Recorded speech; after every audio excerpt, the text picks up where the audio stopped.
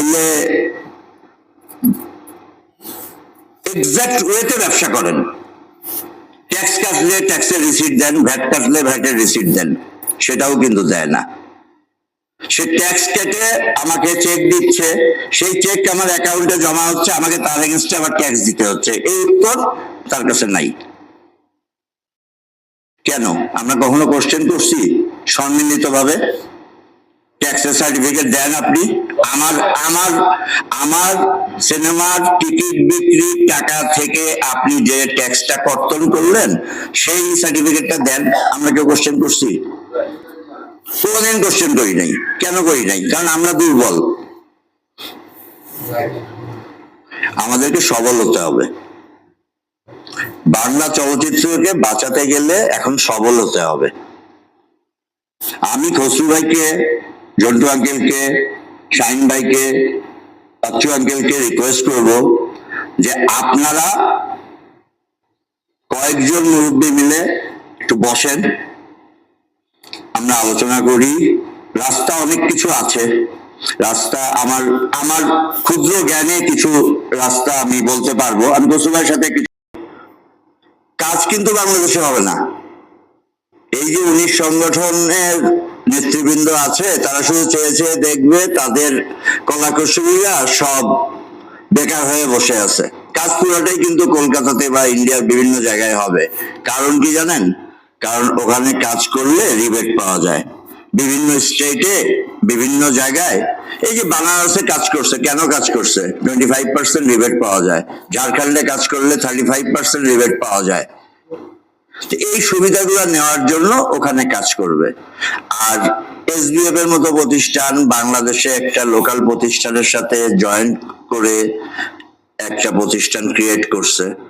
তারা আমার দেশ থেকে হিরো নিবে, ওই দেশ থেকে হিরোইন নিবে, সব কাজ ওখানে করবে। আমার হিরো সুবিধা পায়, ওখানে মেকআপ ভ্যান পাচ্ছে, সাথে হাঁটলে পোর্টেবল এসি পাচ্ছে, ফ্যান পাচ্ছে, 5 স্টার হোটেলে থাকতেছে, তার তো কোনো অসুবিধা নাই। সে ওখানে কাজ করতেছে তার মতো করে, সে তো কাজ করবেই, সে তো আর্টিস্ট, সে পেমেন্ট পাচ্ছে, সে কাজ করতেছে। কিন্তু মাঝখান দিয়ে কি হচ্ছে? আমার দেশের সব কলাকুশলী, ফাইটার, ডান্সার এরা কিন্তু বেকার হচ্ছে। দেখেন এখানে কথা আছে, আমিও কিন্তু বাইরে কাজ করছি। আমি 34 দিন শুটিং করছি, 16 দিন কিন্তু দেশে শুটিং করছি। একটা গান কিন্তু আমি এফডিসিতে করছি, যাতে ব্যাকগ্রাউন্ড ডান্সাররা কাজ পায়। আমি কিন্তু ফাইট ঢাকায় করছি, কেন? যাতে আমার ফাইটাররা কাজ পায়। হ্যাঁ, আমি আমেরিকাতে কাজ করছি, গল্পের প্রয়োজনে আমার আমেরিকাতে কাজ করতে হয়েছে, তাই বলে আমি পুরো কাজ তো দেশের বাইরে করি নাই, ভাগাভাগি করে কাজ করছি। এই সমতা বিধান না করে কাজ করা, তার মানে দেশকে ঠকানো, আমার চলচ্চিত্রকে ঠকানো। এই ঠকানোর প্রবণতাটা তৈরি হয়েছে আমাদের নিষ্ক্রিয়তার কারণে। আমরা নিষ্ক্রিয়, আমরা শুধু কথা বলি, কাজ করি না। কেন কাজ করি না? কাজ করি না তার কারণ আমাদের সামনে লক্ষ্য নাই। কেন লক্ষ্য নাই? তার কারণ হল কমে যাচ্ছে। সিনেপ্লেক্স হিন্দি ছবি, ইন্ডিয়ান ছবি এবং ইংলিশ ছবি চালাচ্ছে। বাংলার হল যেগুলা সিঙ্গেল স্ক্রিন বলে যেগুলা পরিচিত, সেই হলগুলা কিন্তু আস্তে আস্তে গোডাউনে রূপান্তরিত হচ্ছে। 40 থেকে 50টা হল আছে, বাদ বাকি 70-80টা হল ঈদ উপলক্ষে খোলে। তাহলে ঈদেই কি শুধু সিনেমা চলবে আর সারা বছর সিনেমা চলবে না? ঈদে 11টা ছবি রিলিজ হবে। খসরু ভাই সেদিন একটা ভালো কথা বলছে যে টস করে এখন রিলিজ দিতে হবে। যদি এতগুলা ছবি রিলিজ হতে আসে তাহলে টস করতে হবে। এখন অবস্থাটা এরকম হয়েছে, মানুষ সবাই বসে আছে, ঈদে ছবি রিলিজ দিবে। এটা কেন? সারা বছর কি চলচ্চিত্র চলে নাই বাংলাদেশে? আপনারা যারা আছেন মুরব্বী, আপনারা বলেন, সারা বছর কি বাংলাদেশে ছবি চলে নাই? পয়লা বৈশাখ, ভ্যালেন্টাইন ডে, বিভিন্ন আরো যে দিবস, 25শে ডিসেম্বর, এসব দিনে কি ছবি চলে নাই? এখন কি কেউ রিলিজ দেই আমরা? আমি নিজেই তো দেই না। কেন দেই না? আমি তো হল পাবো না, এই জন্য দেই না, হল বন্ধ থাকে। এরপরে আসেন সিনেপ্লেক্সের কথায়।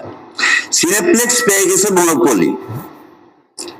সিনেপ্লেক্স সে সুবিধা নিচ্ছে, সে ব্যবসায়ী, সে তো ডাইরেক্ট বলছে আমি তো ব্যবসা করতে আসছি, যে পণ্য আমার এখানে চলবে সেই পণ্য আমি চালাবো। তার মানে কি? তার মানে চলচ্চিত্রের প্রতি তার কোনো দায়বদ্ধতা নাই, সে ব্যবসায়ী, তো মেনে নিতে হবে সে ব্যবসায়ী। তাহলে কি করতে হবে? আইদার তার সাথে ব্যবসা করতে হবে, সে যে নীতিতে ব্যবসা করতে চায় সেই নীতিতে ব্যবসা করতে হবে, নর তার ওখানে বাংলা চলচ্চিত্র দেওয়া বন্ধ করতে হবে, দেব না আমরা বাংলা চলচ্চিত্র। তা না হলে তার সাথে ব্যবসা করতে হবে। ব্যবসা কেমন করে? সে তো হিন্দি ছবি চললে প্রথম সপ্তাহে 60% দেয়, বাংলা ছবিতে 45% কেন দেয়? এই কোশ্চেনটি কেউ কখনো করছেন? হিন্দি ছবিতে তো 60% দেয়, কেন? বাংলা চলচ্চিত্রের দোষ কোথায়?